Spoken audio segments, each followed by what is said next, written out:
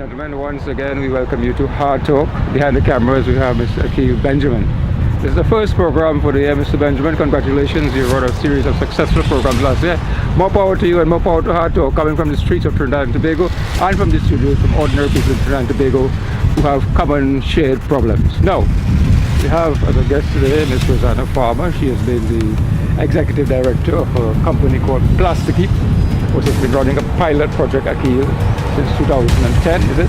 Tell us about this project. Tell us what you have achieved. Well, the pilot project was started to test whether the recycling systems in Trinidad, a recycling system for Trinidad and Tobago could work, and also to develop a body of information, reports, etc., that could be used by future. What are some of the things that you've done? What are some of your successes? Oh, we've had many successes. We have been able to install 70 metal bins in public spaces in the Northwestern Peninsula, and we have gotten 47 schools to participate in the program. We've collected over a million, well over £1 million of plastic over the 9 years that we've been in operation. And we have actually begun a recycling culture of recycling in Trinidad and Tobago. Right, you have bins out in the streets and in the We have bins all in communities, because the communities participate in the activity and support the activity. So it's a community-based project. I understand that you've been running this project since 2015 virtually on your own with a few volunteers. Yes, December 2015 was the end of funding that we had received from the government. In January 2016, we met with our line minister, Minister Camille Robinson-Ritchie. She told us that she and Dr. Rowley had spoken and that PlasticIKeep could move forward. After that, we heard that the Green Fund needed a board.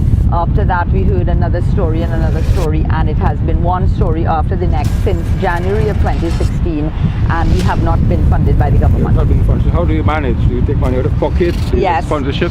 Money out of pocket. Luckily, Massey Stores came on the scene in August, September 2016, and they have taken over the clearing of the bins. That they have a direct relationship with that contractor. No money comes to PlasticIKeep, and also donations from stakeholders, but basically donations stopped maybe April 2017. People basically stopped. We have one monthly donor who gives us $100 a month. What you're saying is that you've been carrying on this recovery project on your own, with your own initiative, your own funding, without the government paying you legitimate sums of money being owed to you. Yes, I have been. And I do this because I really feel that, when I first started this project and I went into communities in Diego Martin, they had all expressed that they had been burnt by government initiatives for recycling in the past, and they didn't feel that recycling could amount to anything in Trinidad and Tobago. And I gave many of them at that time my word that I would see this to the end. So you made a kind of mark, created a momentum in the recycling business in Trinidad and Tobago. I feel I have, yes. I feel I have. Now, what are you going to do now? I mean, because if the government isn't going to prepare you into perpetuity and you're going to fund this thing out of your pocket into perpetuity, that isn't going to work. That isn't economic at all. It probably is not good for you psychologically either.